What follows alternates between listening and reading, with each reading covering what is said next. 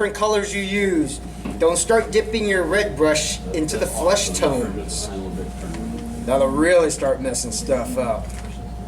So I'm going to get a little bit of this vein blue, and would you close your eyes, please?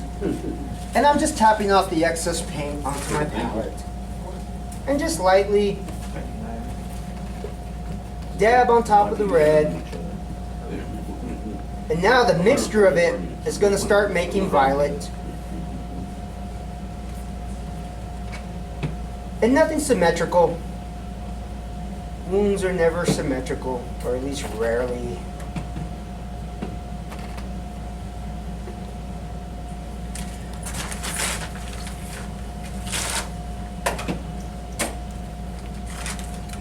If your bruise becomes heavy, or that pattern is now the pattern that you like oh, this just doesn't feel right, I'm just going to spray a brush with alcohol and lightly start to stipple, and it's going to start blending all the colors out because the alcohol is activating the colors again.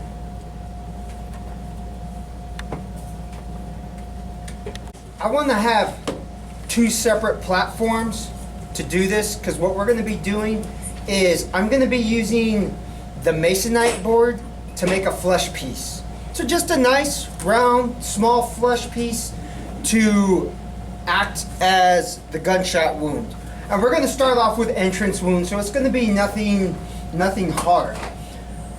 If I put gel on here with a syringe and start trying to rotocast it, it's going to start to flow everywhere. Some have more control of their boards than others. So what you do is you put a ring of water. That ring of water is going to keep the gel in place. The gel won't go over the water. It's kind of like The Blob. I love that movie. Like The Blob, when it touches cold, it just retracts. It's going to be the same with the gel. More up. We're just talking a circle that we're going to be able to add some more gel effects into that I'll show you after. But I get a Q-tip.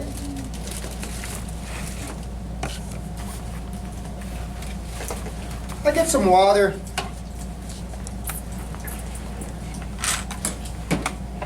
And just in the middle of the masonite board, I just draw a circle. Right, like you're going to be able to see that. So I draw my invisible circle. Now I come to my hot pot. I got 140 degrees. I'm going to break out my flesh. The tops. Please be aware of the tops. These are what get lost fast, especially in the sea of chaos. So before I put this on the model, I'm going to demonstrate, because on the board I can start squeezing, but on the model you want to burp, what we call burp the effects, because there might be some air. You can make effects right onto your model, but if there's air, it might do a shotgun splatter. So just kind of burp it, the same way you see doctors do syringes in the movie as they're pushing through the hypodermic needle to make sure it's going through without any type of obstruction. I'm going to place gel effects right in the middle. Can you put it right on the water? No, in the middle of the water. Think of the water as the cage or the arena. So you made the ring of water. In the middle. The water is your containment area. I'm just moving it around to make this flesh piece. And as the seconds go by, it's going to start to harden. It's going to start to set up. When it starts going into other wounds, this is where you'll have to decide on how big of a flesh piece you make. But this, just to start off, and by the way, everyone's gunshot wounds are going to be used on the exercise. So if it looks all crazy, everyone's going to look at you and point, I got this! No pressure.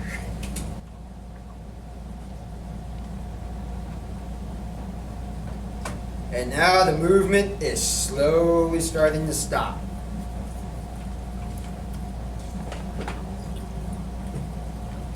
Then you just sit it on your table and it'll set up in the moment. This is about the only good thing it's used for. I'm gonna make it smaller than the skin piece.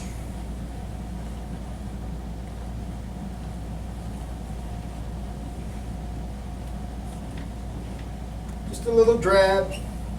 And if it's bigger or the same size, it's okay, because when it sets up, you can cut it. What I'm gonna do is place this down on the table, and then with, nice, that's one of these stipple sponges, I'm gonna start to pull at it. And I'm gonna move it around a little. And what's happening is I'm making textures inside of it, and as it starts to set up, all those little movements that you're doing are going to stay in place. And all it's gonna do is give the center of your wound a little bit of character. Can it just be a flat piece of red? Yeah. It all depends on how artistic you want to get. And you'll be there for a moment just messing with it. Gored up. They want to be gored up. Especially the young ones. Yes. Especially the young ones. They want to look So, like the. so yeah, if you, as long as you spray them down, they're going to be happy. Everybody get the breathe.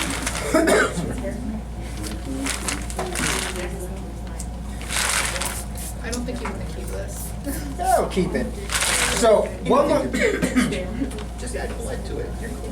Now, everything that we are doing with these wounds will absolutely transfer over into impaled objects.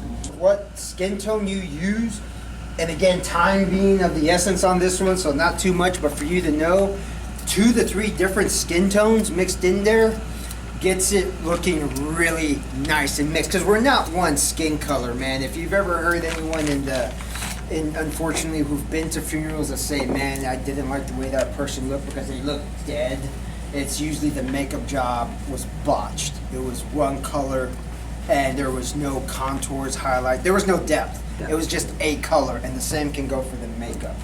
So as I'm just going off the red on my palette, and the great thing is the red on the brush is going to reactivate too. And I'm not focusing so much on the blood as I am just around, just lightly.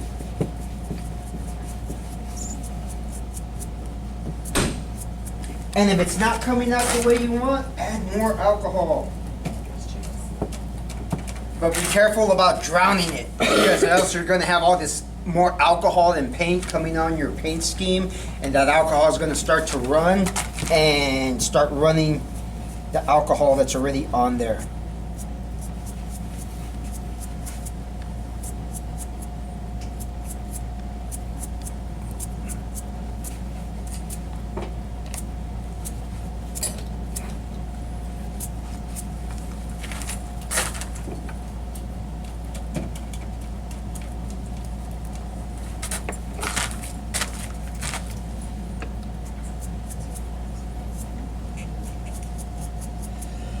You should do that if it's in place with that napkin with coffin in it. So, as you can see from Julie, this isn't really much, man. It's just starting to bring the warmth back in her skin. That's all it is. I'm not just dousing it to make it look Good red. idea for the third girl, though. I like it. And yellow it's just a great color for a lot.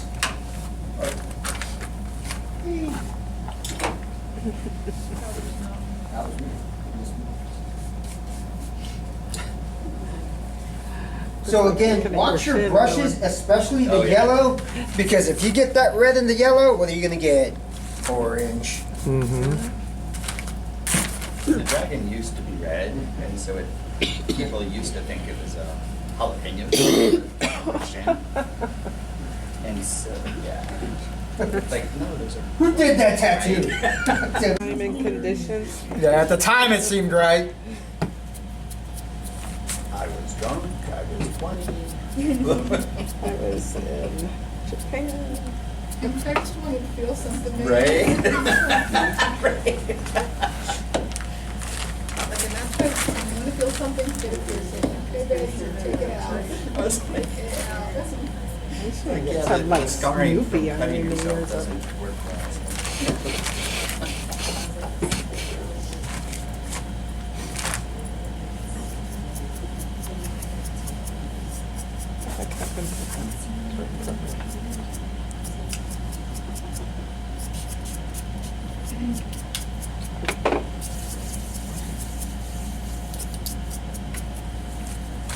So now you got the yellow underneath. And the yellow is what's going to start bringing that wound to life. I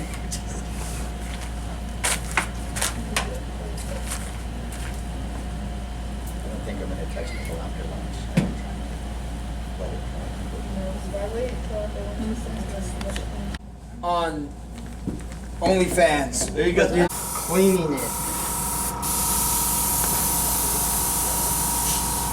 Once you know how to clean it, everything else is cake. This is going to be a dual action airbrush.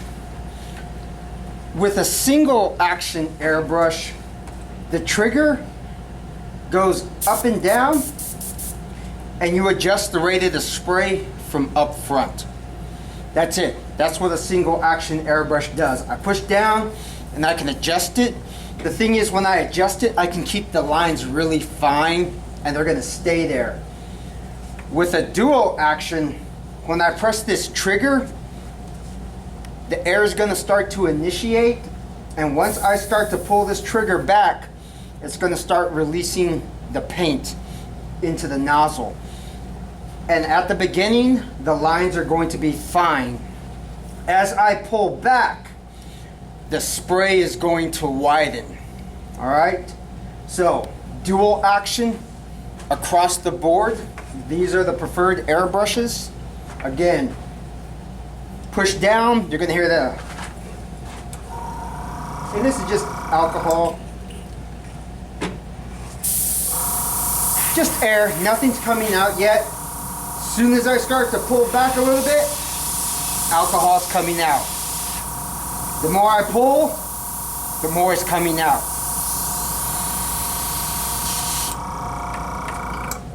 So with the airbrushes, it's just practice with these. Kind of like you're drinking a fancy cup of tea. Thumb and middle finger, trigger. Not this. Are all of them the same? All of them, yep, all of them are dual action. All of them are Iowata. There are different brands to buy. Iowata, it's a workhorse and it's inexpensive. You can go really cheap. Single action airbrushes to $500 airbrushes from Germany. It gets insane. These will run you anywhere, if they're on sale, probably about 70 bucks. At full price, 120. Hobby Lobby. Compressor is going to be the most expensive thing overall. A simple compressor like this, about 160. And the hose itself is probably going to run you about $60. Here's the only thing about airbrushes that confuses people. This connection port is the only thing that tends to change on airbrushes. It goes from like a quarter to an eighth, so that you have really thin ones, and that's why you're like, it ain't fitting.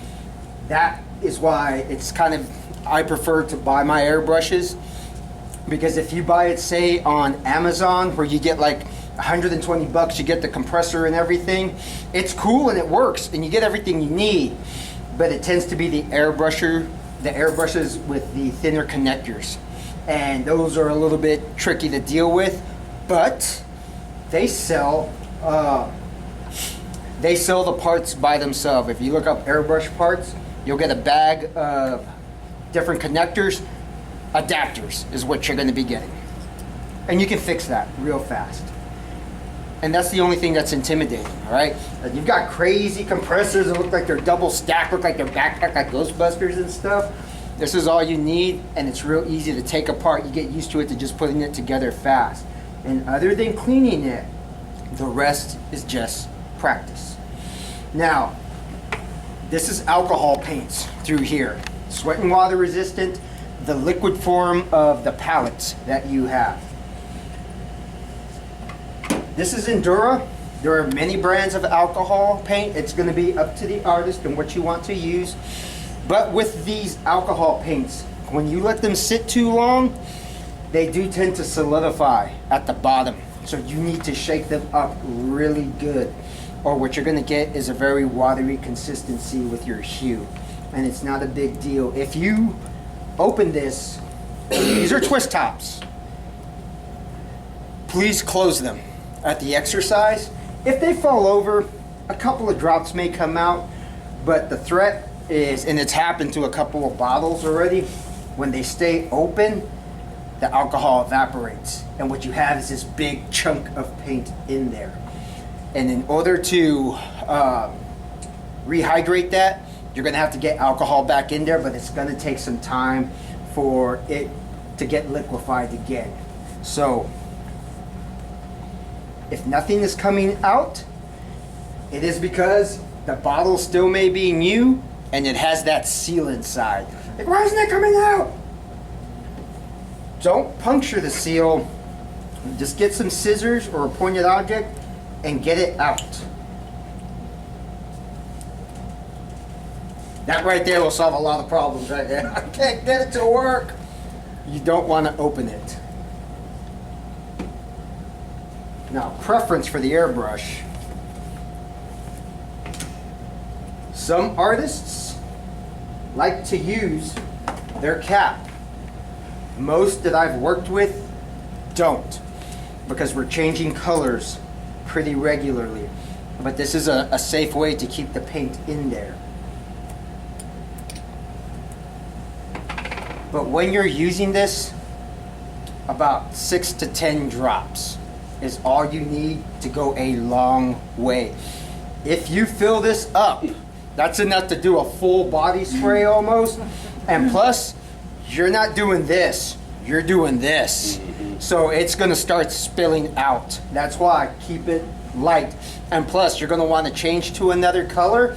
And if it's still full, you're like trying to find cups to dump it in. And we're already gonna have an army of cups of Prozade, blood, hot pots, all things to get knocked over.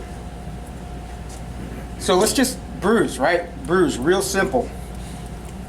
With the airbrush, you have to keep your hand moving. The closer I'm at my model, the more it's gonna puddle up like paint and then just start to drip down. You're constantly moving. That's what gets that spray. And start off light. The only thing to be aware of, again, alcohol paint coming out. Watch your model's eyes, and also just about every model is going to be flinching. When you get them on their eye, they're doing this, unless they're used to airbrush paint. So it's okay. Just let them know the only time they're going to have trouble breathing is if you're doing anything around the nose. They're going to start, you know, when a dog sticks its head out the window and it's biting at the air, that's what they're going to start to do. So if you need to spray anything by their lips, just tell them to hold their breath for a second. And when you're done, tell them to breathe. Don't just leave it up there. But you can see, it's not very much paint. And I'm going to work around this wound right here. I'm on. I can adjust my pressure up here, 30 to 40. If it goes above that, it's still okay. It's once you start getting past 60 that the pressure is going to start coming out hard. The bottom of this regulator is in case moisture builds up. This is going to start to collect water. And if there is, just hit it and it's going to just release it. That's all that's there for. You usually don't use that very much, unless you're using this non-stop, which we might for this exercise. So if I'm starting, let's go right here. Okay, nothing, nothing, nothing. I always start off far and come in close. Just move, and just doing a half circle. You can see it's coming on real light. Like, it comes on fast. I stay in the same spot circling. You can see how much more potent the color comes out. And from here, you can start making the shape. And it doesn't need to be nice, just like with the paints, irregular. This is a great way to start your first degree burns, your anaphylactic shock, if you need to redden them up if they have an allergic reaction. If I look at the hands, I can make them irritated. Like look at the nail beds.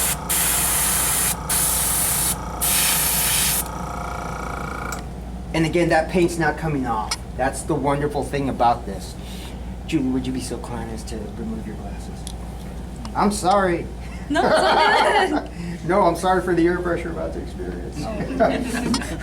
So again, when you're doing your models, and I'm not spraying, I'll let you know. I never start off here, right? When especially around the eyes. And I usually let them know. I usually talk to my models, starting off far, coming in close. This way they're aware. And I usually let them know, right eye. Now, granted, keep in mind, their right eye, not yours, because they're preparing, and then it's like, ah, because they might do this. They might peek. So, go and close your eyes for me. Inside, right eye. And it's going to be cold, and you need to let them know that. Just tracing the brow bone, a little over the eyelid. You can see how fast that comes on. It's nice and clean. That's why these things are great, because you can go through a lot of people really, really fast. Now, if I hold this down and don't pull that handle back, nothing's gonna come out. But if I keep it close, and I won't do this near the eyes, if I hold it close and move in one line, Really cold? yep, that's cold. But I can make scratches and just keep going. Again, it takes a little bit of practice because I can go as thin as I need to. Yep. That's okay, that's okay. That's okay. July! Hey, well, go. That's okay. That's okay. So now, if I'm getting ready to go the blue or whatever color you're going to go, there's only a couple of these that have these nice variety packs. Most of the packs just have your prime colors, your red, yellow, and blue, and they also come with white and black, which you're going to use. But if you get these big packs, these are for mainly like creatures and all this other cool stuff you can do. So I take a quick peek inside my blue, yay! Because most of these haven't been used very much. If I pour it in there right now, if I want blue and just start going, some of the remaining red's gonna come out first. So you have to be aware of that. So how we usually, as artists, we usually just clean them out. Just a little bit of alcohol. And whether on yourself or on a paper towel, just kind of flush it out. I usually wipe the inside. That's it. Which again goes back to just a little bit. Will that alcohol paint stain their clothes? Yes. Most of it will wash out. Yeah. But most reds, I don't care how much they say, it washes out. You're gonna have some type of pink residue for just about everything. On clothes, particularly. And then since it's alcohol based, if we jack something up, can we just spray alcohol and just get Absolutely. wipe it off? You can absolutely do that. The only time I will say just go with it and make blood is if you've already done a lot. Because to make, if all this leg was this color and to get it back to this, you're going to be there for a moment just wiping it off, right? Because it's going to be smears, paper towels, and just keep wiping it clean, dry, and then going at it again. It doesn't take too long, but with 700 people, just go with it. Just go with it. Now, the great thing about these paints is that silicone that we used, you can paint on top of this, and it's going to stick. The licking sticks that we're doing, it's going to go fine on top of this. If this was cream makeup, and I tried to do that with any of those products, the licking stick and the silicone, I might be able to get them on there after a little finagling, but for the most part, the cream makeup is going to act as a barrier, and it's going to fight the alcohol paints. And the alcohol paints are going to start to run a little bit because they don't have the full grip on the skin. So we go with blue.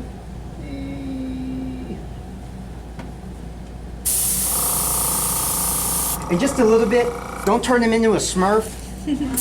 Just right on top of the red.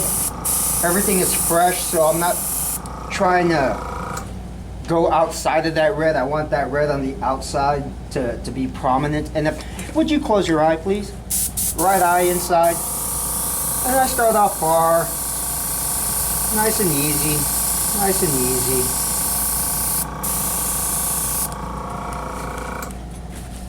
It'll come on within seconds. Easy, but it takes a little work, which is why it's good to get your hands on these now. And that's just bruising and that anywhere on the body. The only thing I don't recommend is just a big solid piece. You know, make sure, just like with the paints,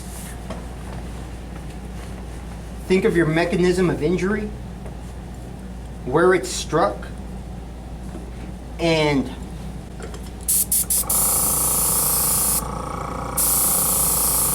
I've got red in here. Blue was my last color, didn't clean it out. Now it's the blue coming out. And it's gonna be a moment before the red comes out.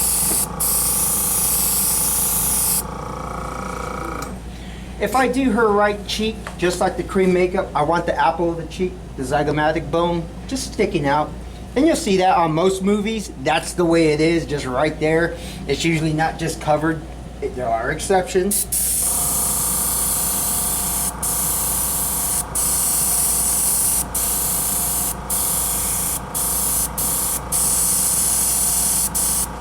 And it's okay to go darker in some spots than the other. Just don't make it, you know, one even color.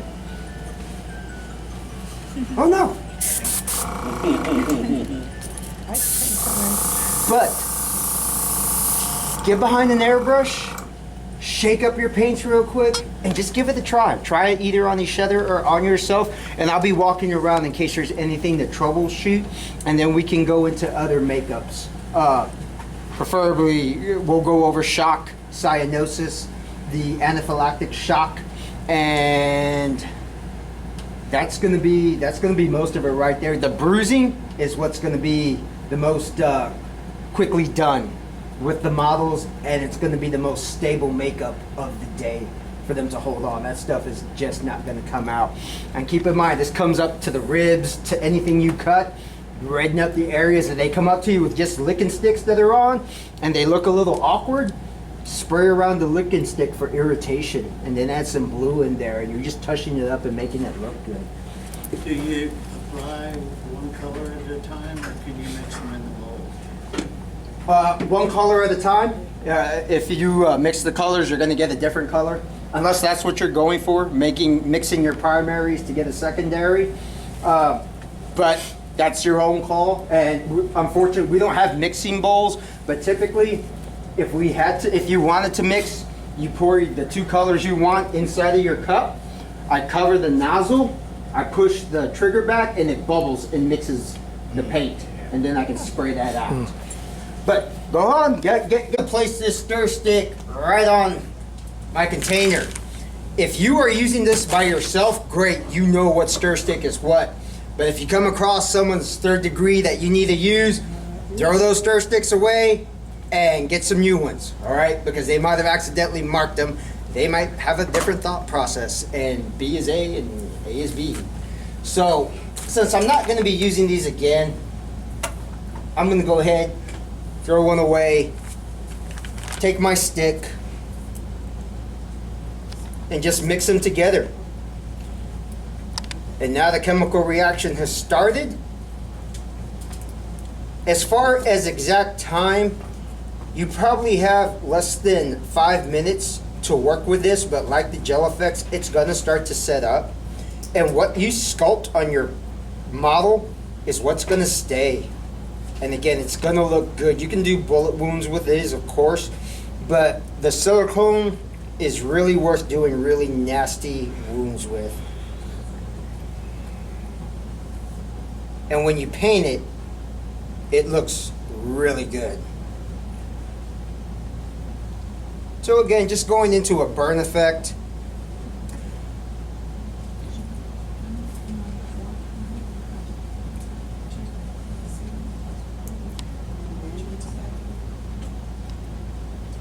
And this one you can feather out the edges and it's going to blend right into the skin nicely.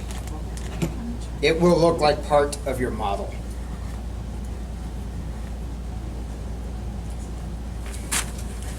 Nothing fancy. It's really nice. Yep. And if you can use a lot of it to make a big wound, but just for a burn in itself, if we weren't allowed to use latex, I'll still just use the 3rd degree by itself, paint it like a burn, char up the outside with black airbrush paint, and it'll still look good. The only difference is with the latex one, we have the tissue paper that opens up like skin, so it looks a little bit more gnarly. But if I need to, I can absolutely go into the jar with the leftover pieces of Gel Effects, and I can start using Gel Effects to start pasting on pieces of flesh on there. And then once I paint them black and throw on some charcoal powder, it's gonna look good. You would use the Pro 8 to stick on the gel effects? I would not use the Prozade. I would still use the Gel Effects to paste the Gel Effects on top of it. Now, and this is the reason personally. You can see how big these bottles of Prozade are because this type of adhesive, also again, not cheap. So when this is in your kit, like your own personal kit, you really want to save this for prosthetics and or sealing certain latex products. I'd rather use something else that will work on there besides the Prozade. But if you need to, the Prozade will still work. This is dermacrisp, and this is a sad piece of dermacrisp. This is not the most award-winning dermacrisp right here. Usually it's way more bunched up.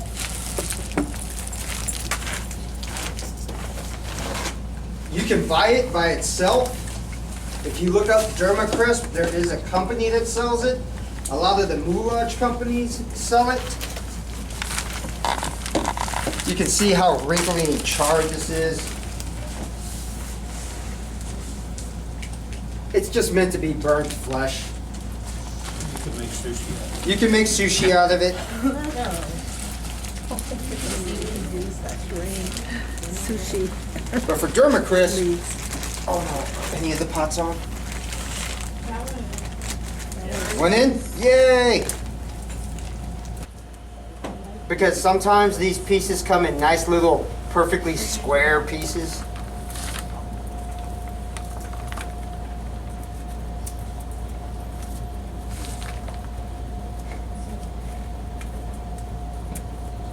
But if we needed to do a full body burn, I would get everyone's dermacrisp and just start putting it on one person. But it's been more than a few exercises where we've had a full body burn come out.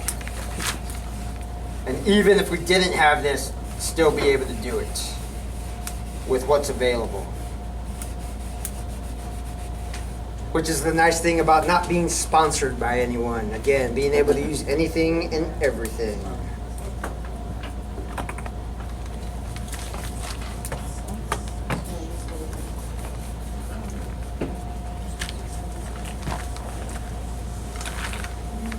So if I come over here to Julie, it's almost there.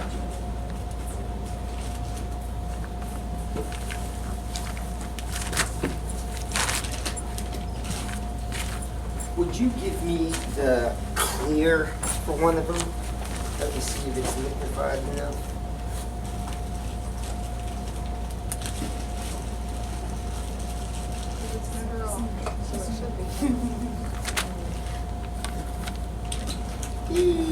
Oh, it's a little warm. All I'm gonna do is put clear gel effects on the inside. Would you turn your thumb up? Yep, right there. Is that okay?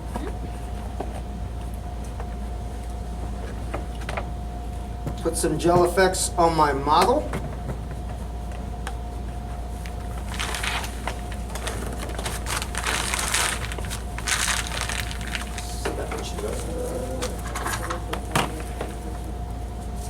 I'm going to spread the gel effects, buttering the back of the dermacrisp.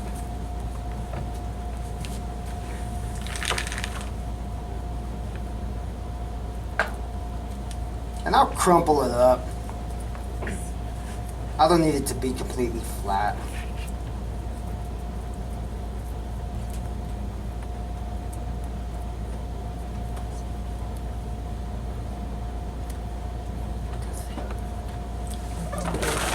Then from here, this is where you have to take the time to put down the edges.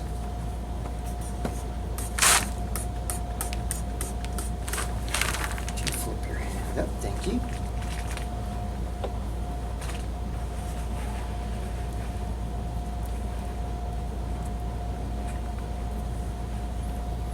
This can get messy real fast if you got a big piece and you're in a rush. Because you're going to be pouring gel effects everywhere trying to get all this stuff down. Gel effects is going to be getting on you. You're going to get mad. You yell at me. I'm going to cry. They yelled at me.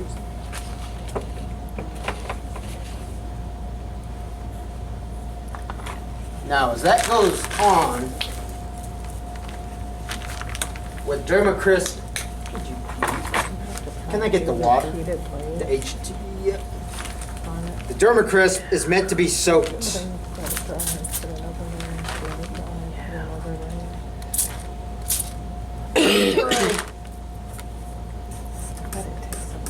This way it forms to the body easier. So moistened, whether you want to spray it directly, put a wet towel over it, it's up to you.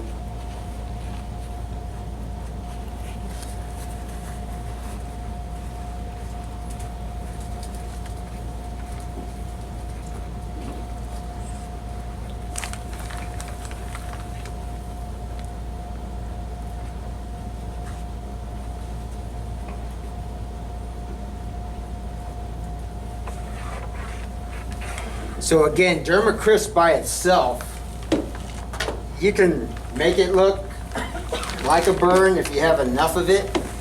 But if this was the case, and it's just this little piece that I have,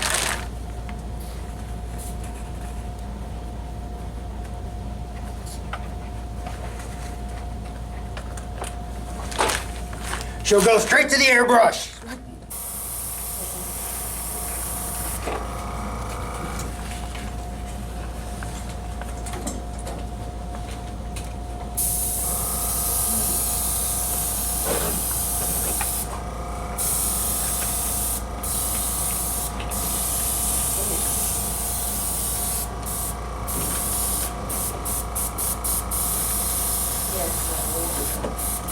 If I got hanging pieces, that's okay. The more, the better. So you can see the burn starts to come on really fast, right? Because I've got two separate appliances that are on her that completely don't match. So now I'm going to start to try to blend them in. And I will get, oh no, someone took the yellow. So we've got the red. Start going in with the yellow for the fat. And this is the time where if I've got red in first, I'm not going to clean it out because at least the first portion of it, it's going to start to come out orange, which is still going to be a nice color for the burn.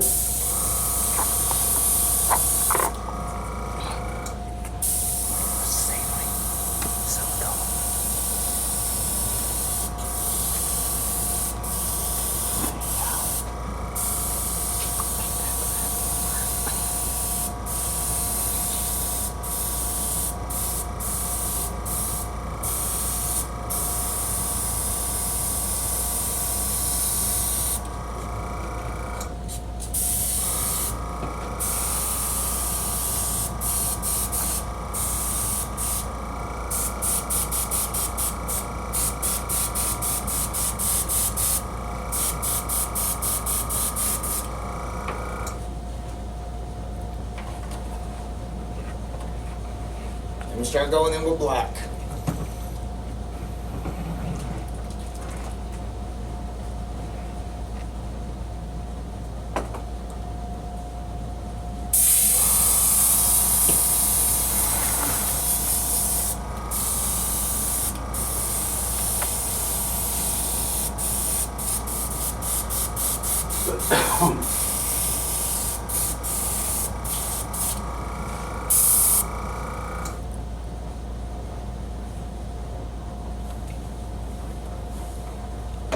And the black is really what's going to make everything blend together, because we got charred skin. Oh no!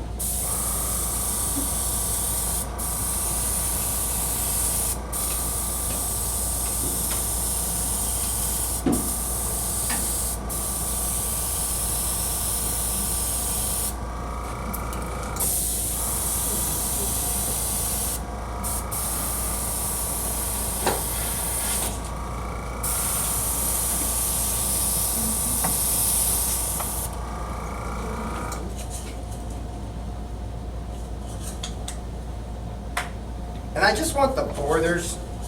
I mean, you can go extreme and go over the whole thing if you want, but I'd rather have the colors showing.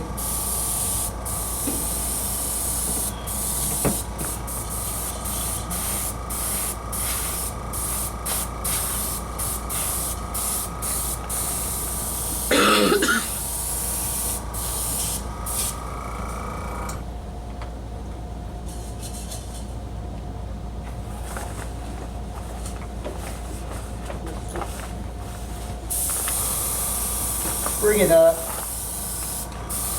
Bring up the roastiness in it. You flip your head. We're almost done.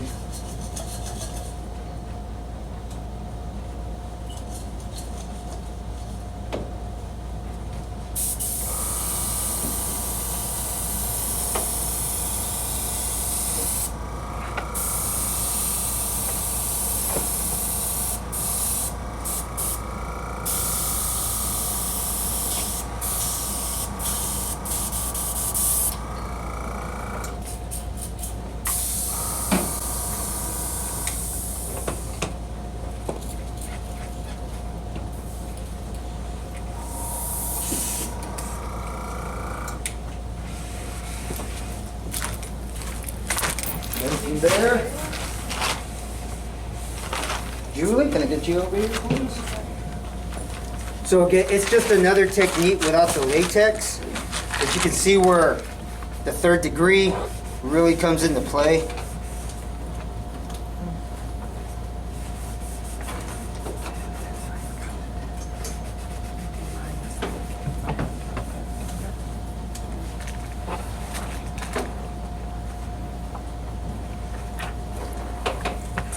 And you've got yourself a nice, quick 3rd degree burn that you can continue to pull out with other injuries.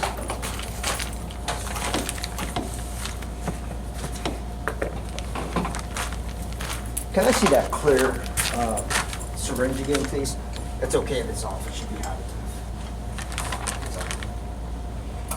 Get a blister off of your sheet.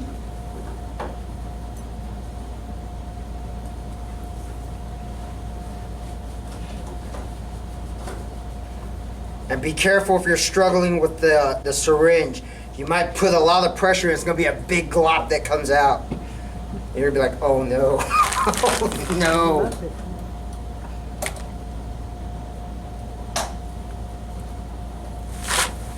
Yeah.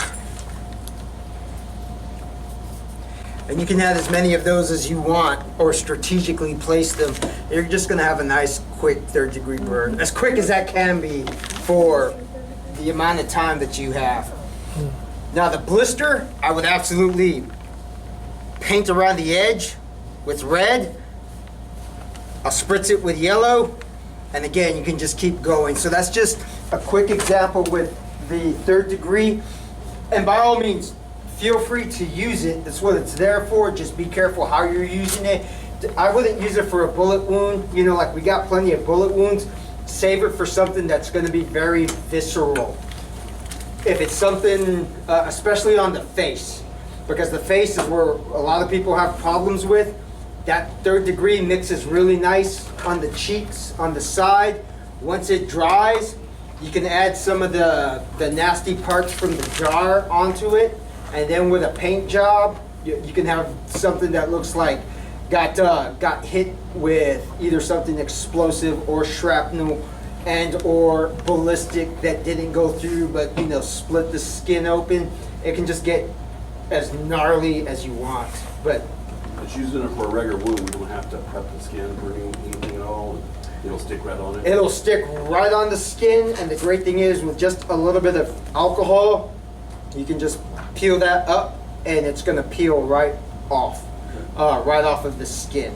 And it's a great thing because they can, if it's your kit and you're somewhere, like if you gotta clean up your model, a lot of times that wound, if it's a nice wound, will still be in one piece that you can, you know, disinfect the back of it, put it on wax paper and use it for something later on that might just appear for out of kit, like, oh, guess what I got in my kit. You know, it's a real easy way to do this. But that's what the dermacrisp is for, if anyone ever was wondering. And again, it's the edges. You can see how those edges are coming up because you need to take the time to put gel effects and put it down, put it down, put it down, wet it, put it down. But if the edges are coming up, because we have airbrushes, it's okay. It's just going to add a little bit to the flavor of the wound. Now, if you add this along with the tissue and the latex, you can just start getting something that's almost virgin on 4th degree, right? You know, complete just evisceration. They shouldn't even be walking around, but it looks awesome. It looks awesome. So, questions? Did I go over time? Go over time? Yeah, we're 10 minutes.